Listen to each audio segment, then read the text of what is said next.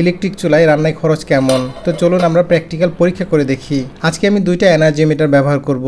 একটা হচ্ছে সুপারস্টার কোম্পানির মিটার আর একটা হচ্ছে মাল্টি ফাংশনাল মিটার। সুপারস্টার যে বড় মিটারটা আছে এখানে রিডিং দেখতে পাচ্ছেন 500.00 আর মাল্টি ফাংশন মিটারের রিডিং আছে 3.2। এটা হচ্ছে একটা ইনফ্রারেড চুলা। আমি হাফ কেজি চাউল নিয়েছি, তো চাউলটা আমি বসিয়ে দিলাম। তো রান্না শুরু করার আগে আপনাদেরকে আরেকবার রিডিংটা দেখিয়ে দিচ্ছি। একটাতে রিডিং আছে 500.00 আর ছোট মিটারের রিডিং আছে 3.2। তো চুলাটা আমি চালু করে সর্বোচ্চ 2000 ওয়াটে সেট করে দিলাম। তো দেখুন মিটারে কিভাবে পালস দিচ্ছে। ছোট যে মিটারটা আছে এই মিটারের লোড দেখা যায় যে আমি কত ওয়াট খরচ করতেছি। এখন এই মুহূর্তে আমার খরচ হচ্ছে 1872 ওয়াট। 15 মিনিট পরে দুইটা মিটার একই সাথে রিডিং পরিবর্তন হয় কিনা সেটা চলুন আমরা চেক করে দেখি। তো দেখুন ছোট মিটারটা 3.3 থেকে 3.4 হয়ে গেল।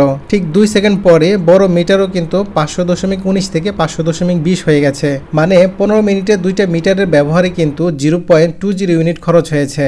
তো আমার রান্নাটা মোটামুটি 20 মিনিট হয়েছে। 20 মিনিটে আমার ভাত রান্না শেষের কাছাকাছি। তো 25 মিনিটে আমার এই চুলাটা বন্ধ করে দিচ্ছি। তো মিটারে এখন রিডিং আছে 500.36।